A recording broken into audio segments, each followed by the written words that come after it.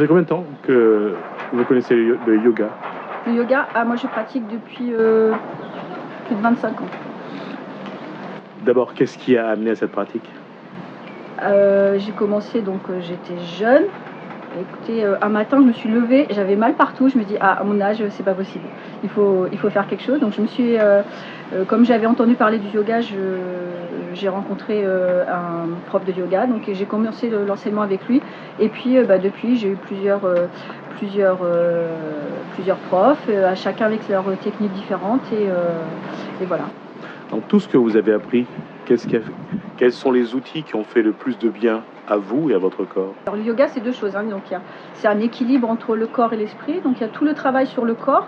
Souvent on parle du yoga comme un élément de détente, mais pas que. Donc il y a toutes les postures qu'on va faire qui vont travailler sur tel ou tel organe du corps ou telle partie, un membre, la colonne vertébrale. Donc il faut savoir que dans le yoga c'est vraiment le dos qui est la base du travail. Avoir un dos droit, c'est permet d'avoir une attitude droite dans la vie aussi. Et puis allié à tout le travail sur l'esprit, on arrive à être une personne droite dans la vie. Comment le yoga vous a aidé et vous a accompagné dans votre profession, vous a aidé dans l'enseignement et la pédagogie?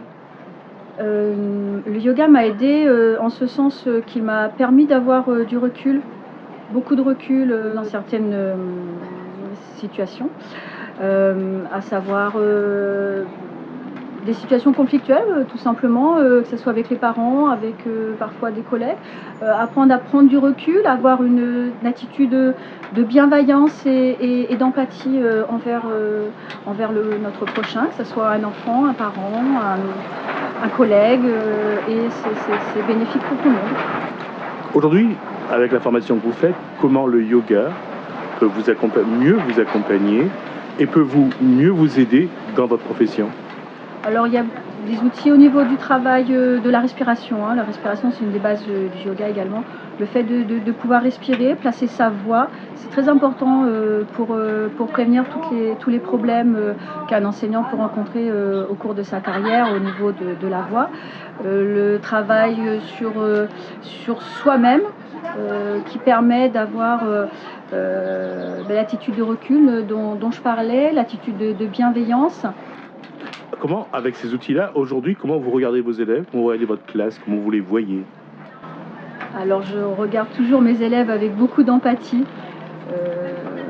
Ce sont des petits, moi j'ai une classe de maternelle, hein, donc ce sont des petits enfants, des futurs adultes, donc des adultes en devenir.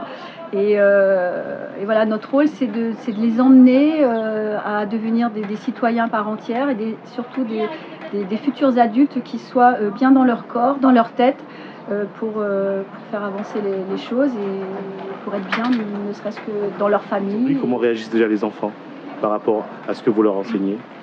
Les enfants sont très réceptifs. Comment ça se voit? Comment ça se voit? Ils sont déjà très enthousiastes quand on va faire du yoga. Alors le yoga avec les enfants, les séances de yoga sont différentes de celles des adultes, puisqu'on passe souvent par des petites choses plus pratiques, plus ludiques, avec des jeux, beaucoup de jeux, des petites histoires. Les enfants aiment beaucoup. Et on voit que on arrive mieux à les canaliser, ils arrivent mieux à s'exprimer, à s'exprimer dans leur corps, et puis d'une façon langagière également.